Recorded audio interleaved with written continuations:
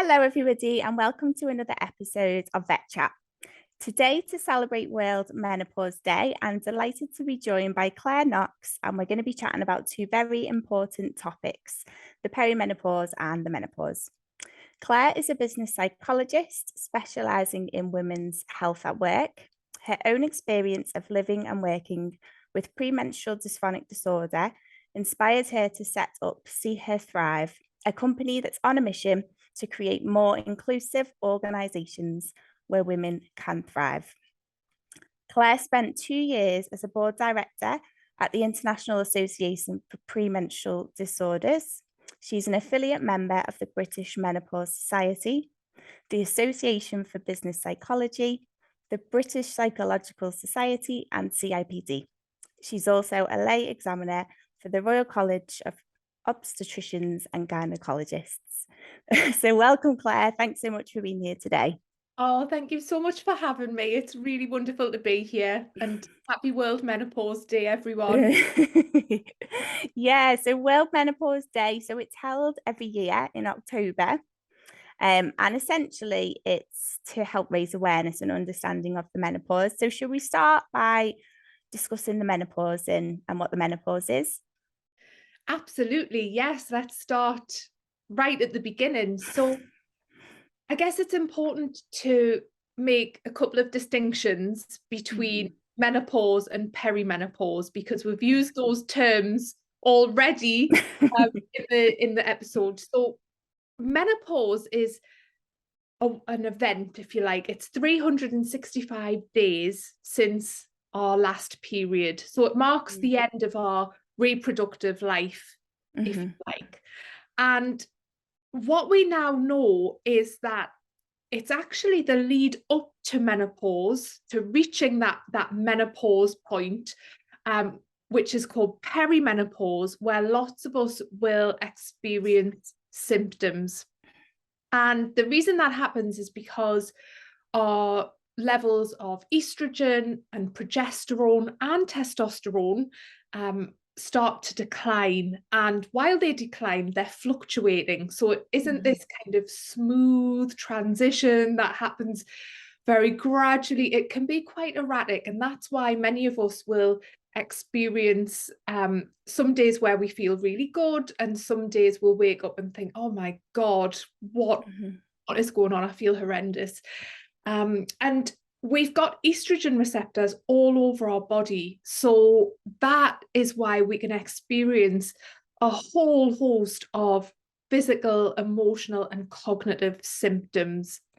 And I think historically we used to think of menopause as something that happens to women in their 50s and 60s. You might experience some hot flushes and some night sweats, and that's it. But now, because we're doing more research and we understand more, we know that people can go through the menopause a lot earlier than that. And also symptoms are really wide ranging and can be debilitating for about 25% of people. Wow. Okay, so perimenopause first, then menopause. Yes, and then we've got post-menopause. So once we've gone through the menopause, an equally important period in our life, because then we need to be thinking about our bone health, brain health, heart health, in those kind of post-menopausal years. So that's also really, really important as well. And making sure we've got what we need for long-term health and well-being. Okay, brilliant. So what sort of ages do you would you say perimenopause and then the menopause starts? Because it's not as late as we are sort of led to believe, is it? That's right, yeah. So I mean, I'm 36 and I'm perimenopausal now. I started to experience symptoms a couple of years ago. And despite working in this field and being very clued up on these things, I still didn't put two and two together, because I thought, I'm too young. This can't be happening. I explained it away with things like work stress and put it down to other things that were going on. And so perimenopause can start at any time really, but typically in our late 30s, is when our hormone levels will start to decline. But I think it's also important to recognize that many people will experience something called premature ovarian insufficiency. And that means they go through menopause way earlier. I know people who were in their teens when they went through menopause because of this disorder. And then we've got people who go through early menopause, which is, we class that as any time before the age of 40. So yes, this period of perimenopause, it can happen years before we actually reach menopause. And that's why we're finding people can suffer and experience symptoms for many years going through this transition. Yeah. Wow. Okay. So what made you think or realize at 36 that you were actually going through it? Yeah. So I'll share my symptoms with you. Everyone has different symptoms and experiences perimenopause differently. But for me, my periods have always been like clockwork, and they've always been very kind of consistent, I would say, and regular. And I started to notice a change in my cycle. And 1 month I was having a cycle of 23 days, and the next month it would be 33 days, which for me was a sign that something had changed, something was different. Not only that, but I started to have really heavy periods, and then I would have a really light period. So again, this kind of irregularity started to creep in. I was experiencing night sweats, which I've always had premenstrually anyway, because of my PMDD, but they were getting worse. And I just felt really flat. That's the only way I can describe it. I just felt like I had a low mood, low energy. I wasn't enjoying things I usually enjoy, but there was no rhyme or reason for that. I couldn't put it down to, reasonably down to anything. And so, yeah, I went to the doctor, was referred to a gynecologist, and I'm now on HRT, which for me has been a real help, as it is for many people. Okay, brilliant. Oh, thank you for sharing that. And was it okay going to the doctors? Did you get the support and everything that you needed? Because I know sometimes you hear these horror stories in the press at the moment about GPs and the menopause and them not having the training, but was that all okay for you? I mean, yes and no. So Okay. I'm really lucky in that I do have some really, I usually see a couple of GPs. I've got like two that I regularly see, and they are lovely. They're really supportive and really do listen and want to help. And I know that isn't the experience that lots of people have. So I feel very lucky and very grateful for that. When I was referred to a gynecologist, it gets a bit tricky because that was also for my premenstrual dysphoric disorder. And what had happened was my hormone levels were, my testosterone was high, and I was asking, why is my testosterone high? What is going on? And so at the same time, I was also diagnosed with polycystic ovary syndrome and perimenopause. And so it's this whole combination of different things.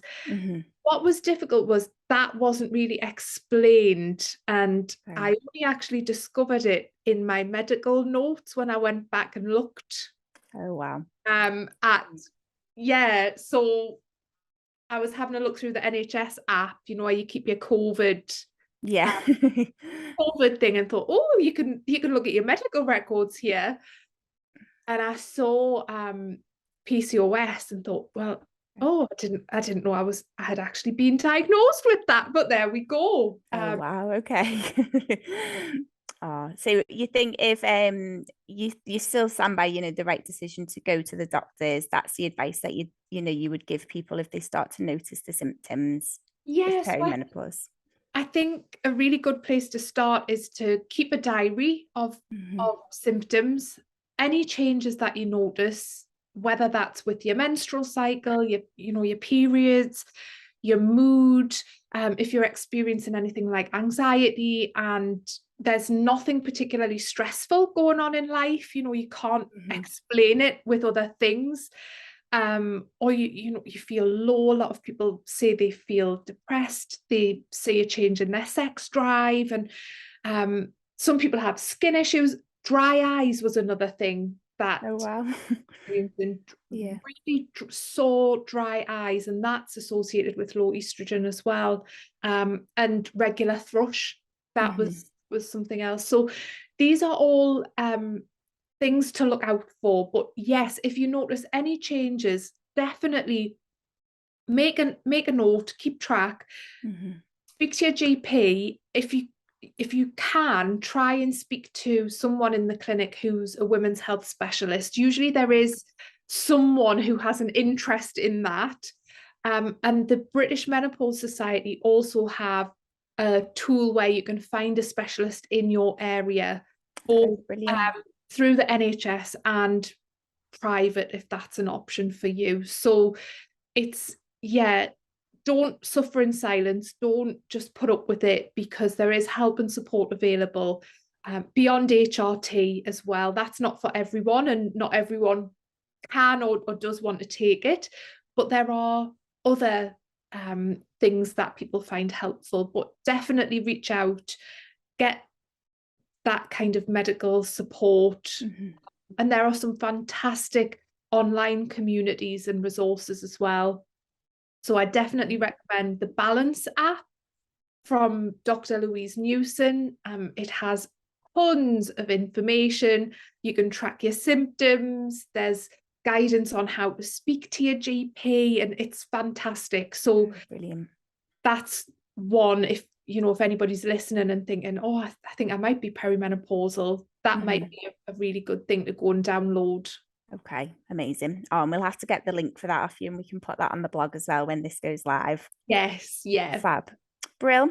So having a think about workplaces in particular, are there any practical things that employers can be doing to support women in the workplace? I know you talk about this quite a lot, don't you, in the work that you do. Are there any tips that you would have for employers? So one really positive step that can make a huge difference is manager training.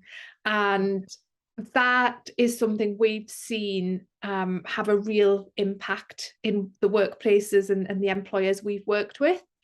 And that's really about making sure line managers have the knowledge, the awareness, and the confidence to support people who might be experiencing symptoms and who might be struggling at work. And not everyone's going to have a difficult time at work because of their menopause journey.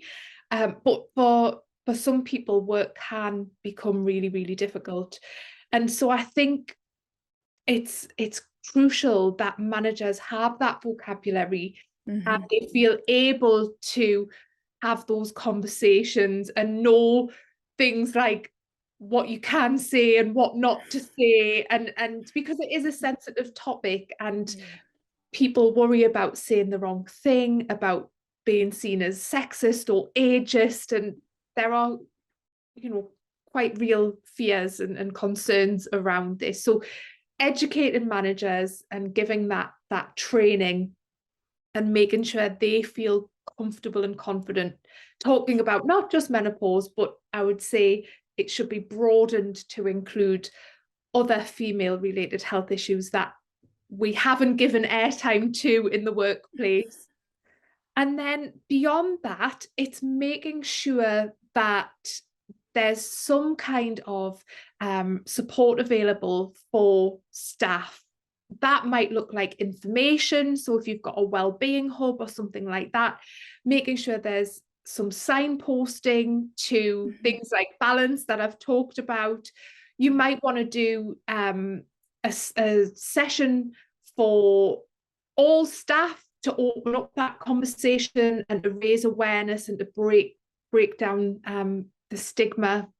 And then the other thing we've seen work really well is using things like women's networks to talk about menopause, and that gives a safe space for people to share their own experiences and connect with other people who are perhaps going through a similar thing, and can share advice and access that peer support, which is really powerful. Okay, amazing. Oh, that sounds great.